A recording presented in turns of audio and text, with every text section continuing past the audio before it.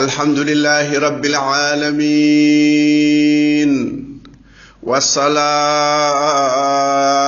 والسلام على المبعوث رحمة للعالمين نبينا وحبيبنا محمد وعلى آله وصحبه ومن تبعهم بإحسان إلى يوم الجزاء. bandiraɓe julɓe horɓe hande ko tari korka on calminama on juurama ko almudo mon Ousmane Jam Malik Ba arte darsu men yewtere korka wona daqqe kor wona film wona musique wona hor helam jungo ko ala woni hen ko ya ayyuhalladhina amanu kutiba alaykumus siyam كما كتب على الذين من قبلكم لعلكم تتقون كورك فرلا ميمن هاكلن الله لا إله إلا الله هاندجن إيماناقل إينام جل عثمان كون قد هاندي لو إندالي هاندي كو universal كو يرميني ko dokkal Allah rokki leñol al Mustafa sallallahu alaihi wasallam bandiraɓe julɓe kala intellectuel kala intelligent kala janguɗo a wiyama qur'ana ko ɗum ɗo haali ɗum ɗo jangti ɗum ɗo yamiri ɗum ɗo haɗi poɗɗa ko windur ɗum daha kange e kuɗol kalis jeerinke ɓe mbimo an kam al Mustafa sallallahu alaihi wasallam mo gonɗinɗa hol sababu gonɗinɗamo o wi islam meeɗa haalde hunde ha hakkille wi ɗum ɗo fotani wonde islam meeɗa hadde hunde ha hakkille wi ɗum ɗo ene foti wonde ɗum wa dina ko universel ko yurmede wama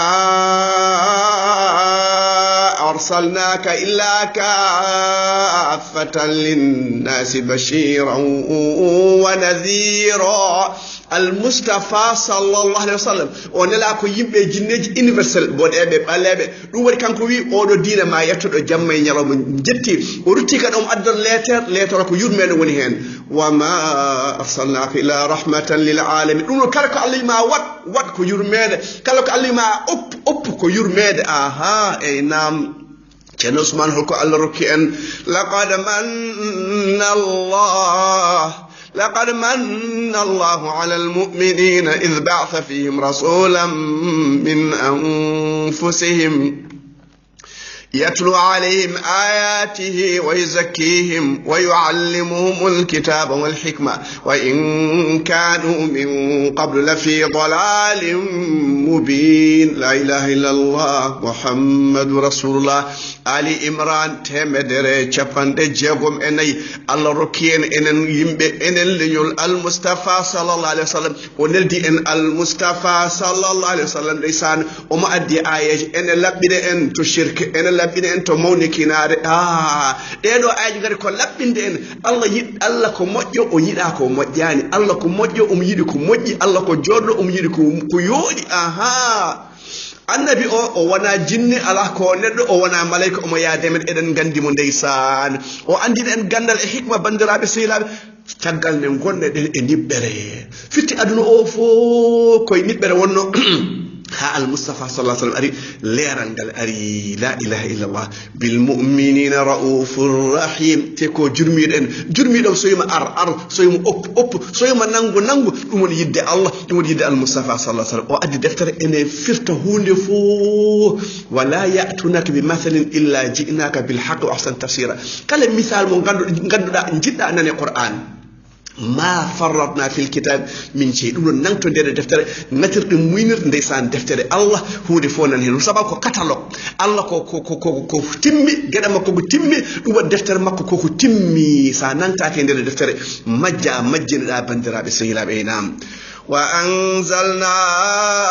إليك الذكر لتبين للناس ما نزل إليهم ولعلهم يتفكرون دفتر ندي أري ndeysan en arde hikma woni sunnatul Mustafa sallallahu alaihi wasallam o me feññine kala ko Allah yidi o ma haden kala ko Allah yida bandirabe sehilabe ko nafarento laakar ko nafarento aljanna ko wodinto en jeygol dum ko riba dum ko fijida dum ko fof nan do en dewle nan do relation international nan do en cergal nan do miras nan do muyninde nan do hunde fo nane Qur'an bandirabe sehila no hore yaw deftere ma nan to hen aynam woni yimbe jida sonako ummi wala fendo jangadaano sa haali qur'an be nafa en qawluhu alhaq hala allah ko gonga qawluhu alhaq wa lahu almulku yawma yunfakhu fi as-sur la ilaha illa allah muhammadur rasulullah jibril ko gonga almustafa ko gonga qur'an ko gonga sunna ko gonga goppudo gonga fo koy majjere fayata wala hawla wala quwwata illa billah ayna bandirabe seylabi wallahu yaqdi bil haqq wallahi nyaawore allah ko gonga dum non so allah nyaawi biyen min nani min doftimo sababu ko yurmende wallahu yaqdi bil haqq walladhina yad'una min dunihi la yaqduna bi shay berrobe estrategi yow jiade do jangi hajum doctorat o mo rewa nagge wallahi ni wotto ende o mo jangi ho dañi doctorat e ko way wonde fu o mo rewa estati andi ko odo ala hakkille gandudo hakkille ko biyo why I was created why I'm here yimbe hebbe naati islam e bibbi namdi min kam hol sababu Allah tagimi fitte tagida ko rewde Allah wama khalaqtul jinna wal insa illa liya'budun ten Usman baade non Allah kanyum je yimbe o tagi yimbe par force o haalan en ko nafata en kala ko gadda mojjane men o hada en dum wadi o lili al Mustafa sallallahu alaihi wasallam te kala ko Allah haali ko bural kala ko Allah haali ko mojjere so nyaawi la ilaha illallah nyaawore makko ene yaay wallahu yahkumu la muaqib li hukmihi wa saril hisab wala hawla wala quwwata illa billah dum non an nenam bandam an ma sherika kordo non a wadani xessal a wadani mesal papis aw pe secret adjigi ciocciorgal aw pe musique al hedo Qur'an hedo mi jangtodo makko Allah nyaawi bandirabe seylab ayna ci Usman holko Allah nyaawi kono ko Allah muji kedi alquran karim koy lewru qur'an gonɗen koy lewru kor ci Usman fot muttu fofu an ko inam wa qada rabbuka alla ta'budu illa iyyah وبالوالدين إحسانا وبالوالدين لا إله إلا الله محمد رسول الله الله وي أنيابي هرن دو هاي غور هرن بار شركي هرن تارو إغانيج إدن نياغو مايدو إدن بار هن بار بوين دون بوتلاج بار هن كالاج ودن ليدي لين إدن جورو غانيج مايدو كأن لوهرمو كأن أبيو بيدا يرمو ما يافم أوا نفد هورا مكو صفو نفما ديول مكو ألفو taƴi bandira ɗum ko shirku neraɗi hoorema he gagneji ɗe mbaɗama céramique ɗe mbaɗama béton ɗe mbaɗama climatiseur mayɗo ndeysan so golle makko nannanima aljana o dañi toon climatiseur o dañata climatiseur ha abadan la hawla wala quwwata illa billah ken Usman caggal Allah nde haali hoore mum Allah towɗo o Allah moƴƴo o Allah gando o Allah pewnowo o gurnowo o maynowo o reftini hen ko yaay boy bandam Allah wima sa caggal ne mbiɗa ashhadu an la ilaha illallah wa anna muhammadan rasulullah toppito jinnaɓe ma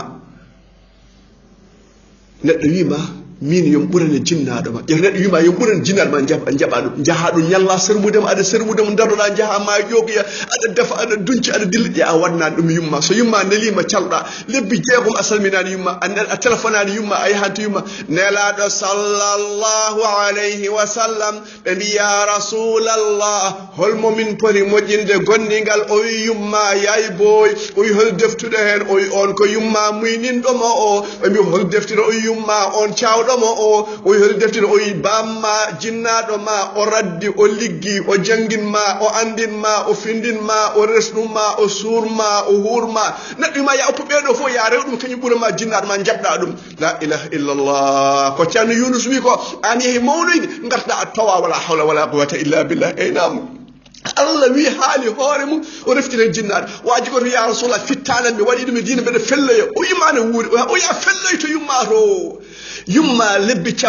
no gasa nayi o mo ñamminma jamma ñalam a meeɗi ƴettu tamarore mbaɗɗa e hunuko yumma a meeɗi ƴettu longere mbaɗɗa e hunuko yumma a meeɗi wadde ɗum ayaya ñamlel ko joɓel mbaɗa ko teddugal ka joɓowo teddugal te yoɓ yumma yoɓ jinnaɗo ma ndesan tampi o yeehi waala fendo o yeehi Congo o yeehi Gabon o yeehi France o dañani kayitaji omo waala e otoji ɗum ko neige ndeysan hande o felle janggo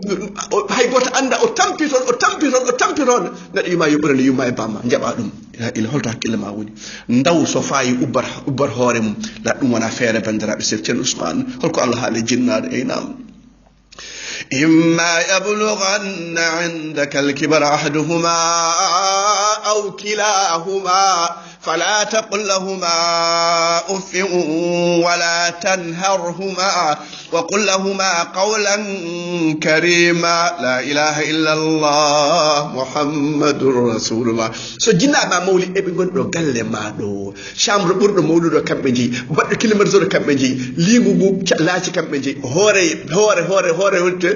captaine o kambe ji dum enam hore ciofo kambe ji dum mburu mawdo kambe ji dum mbajju mawdo kambe ji dum yamlel ko jobel yob te hoto wi ouf Descend, devil maïma, tes parents, je ne peux pas vivre avec tes parents. Ania hor, il faut aller vivre avec tes parents. Wallahi la ilaha illa dabbo yaltila gallama yumma e bamma e galle jabadum. Mar hayshimuk. Wallahi jafan ko ngol. Wana ko debbo sa do way dañje rewbe nayo daña jeetor jafodon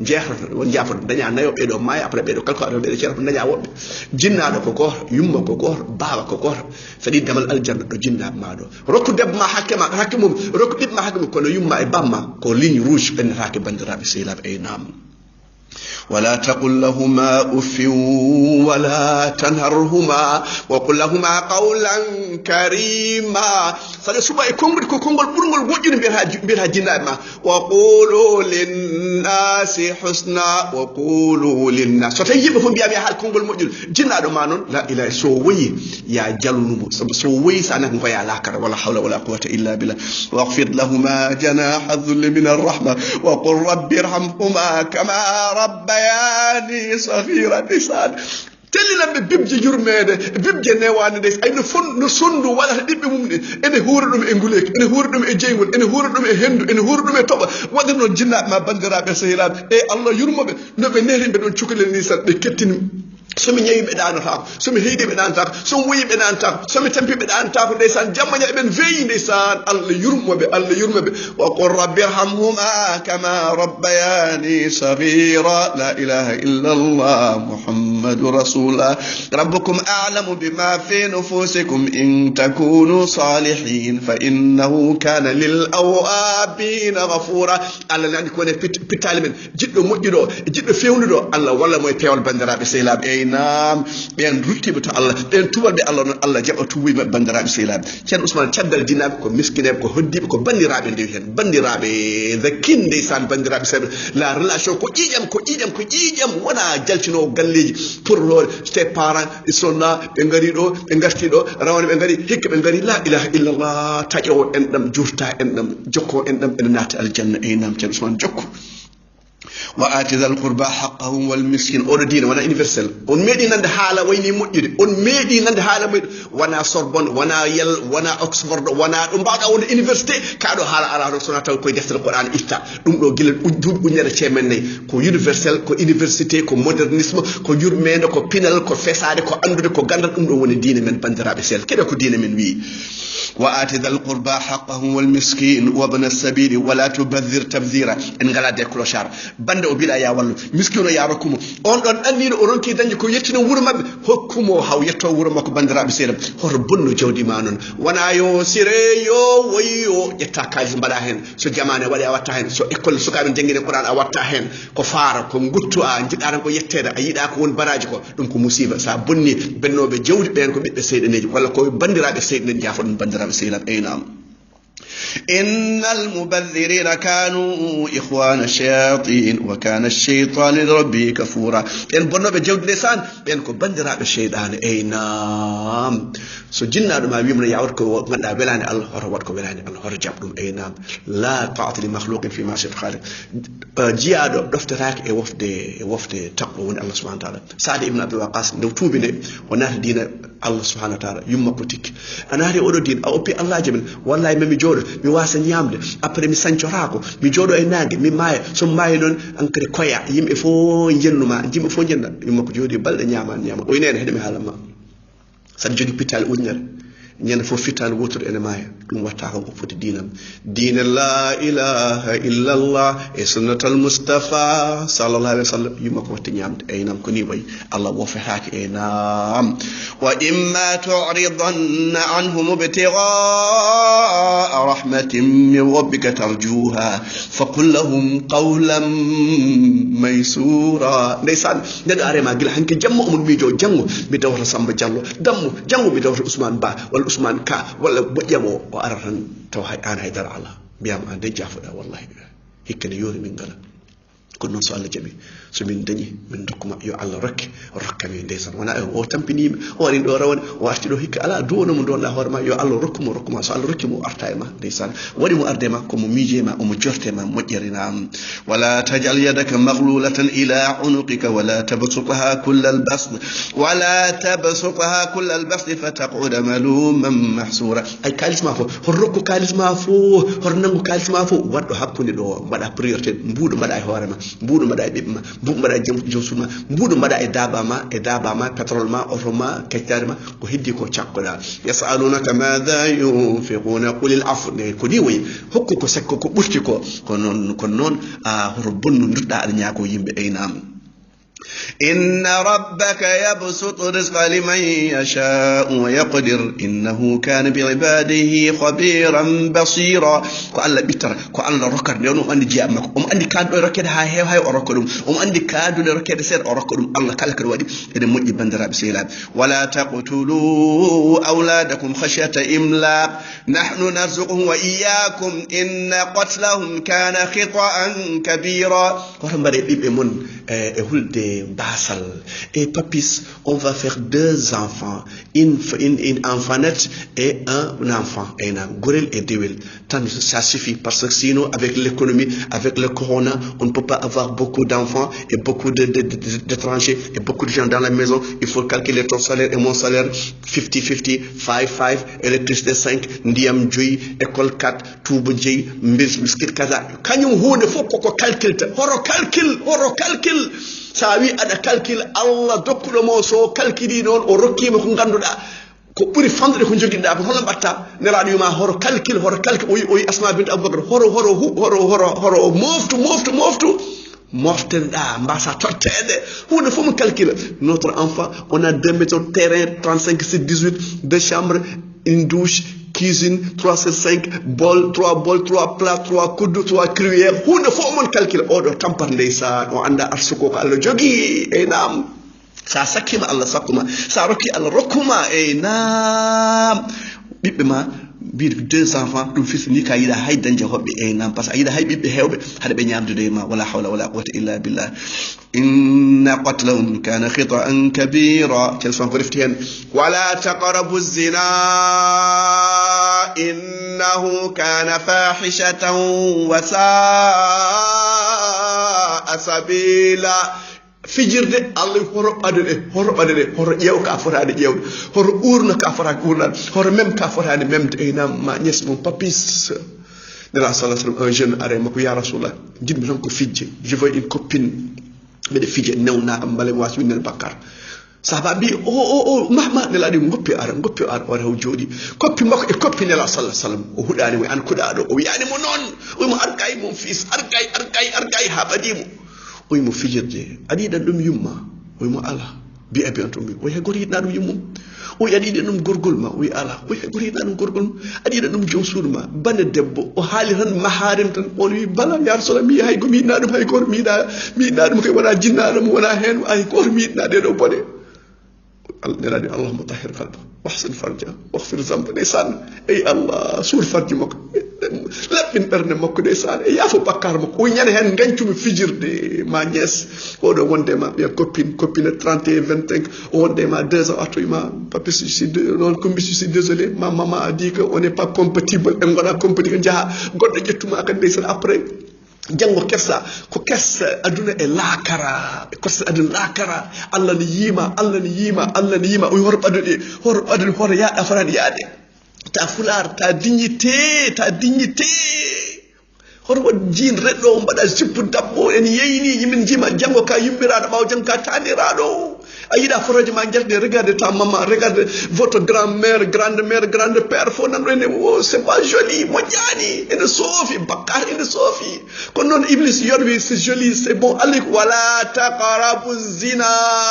wala taqrabu nela salatu nata aljanna day youth mo hiranta galle mo hiranta ɓiɓɓe makko ɓonnima jiina ɓonnima film keeci yalti siccen yalti dande yalti joom suudu makko no fof yalti o hiranta yahi ngare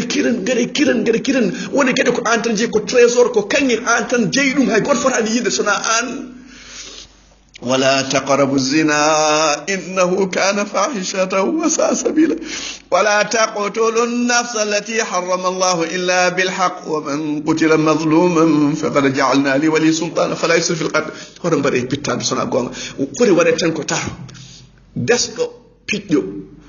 o fiji ha yimɓe fof gandi walla nayo cetti walla reedu woni wadde oɗo foti ko waɗe debbo desɗo desaɗo e gorko desaɗo ɓe ɗiɗi so piiji mbaɗata walla barɗo neɗɗo walla goppuɗo diino ɓeɗo tata poti waɗede islam e nam kalis adi yetim ceerno usman darsuma nan juur hande wala taqrabu mal al yatim illa billati ahsan oɗo ndesan bamma ko maayi o oppit maayi kalis makko an kamiraɗo an keydiraɗo an mawɗo ñaama kalis a ñaami jeygol e nam inna alladhina yakuluna amwal al yatama zulman innama yakuluna fi butunihim nara ko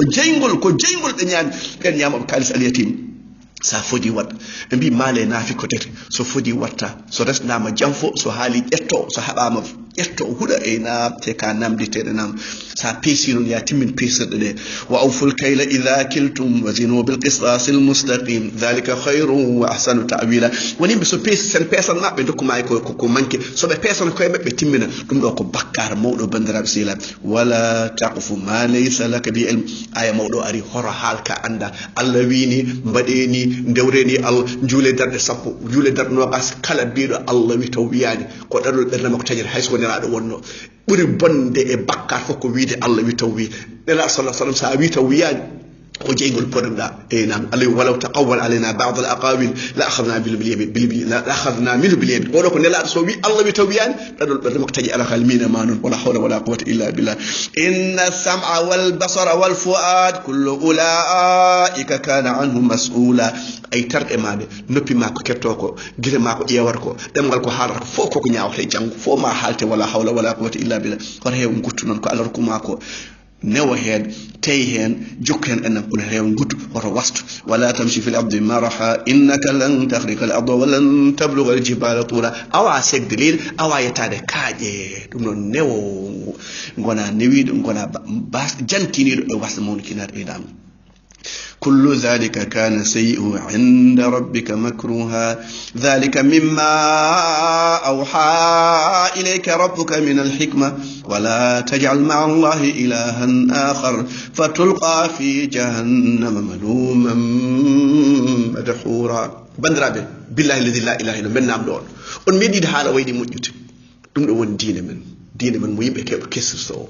ɗum ɗo fonno ko winde daha kange waɗe United Nations waɗe Nations Unies winde hunde fof wiye ko ɗum won diine men universel o nanguɗo hen nantiɗo hen gonɗino ɗum o daɗi o malama aduna e lakara mo nantaki hen mo rewani ɗum o borama aduna e lakara subhana rabbika rabbil izzati amma yasifun wa salamun ala al mursalin walhamdulillahi rabbil alamin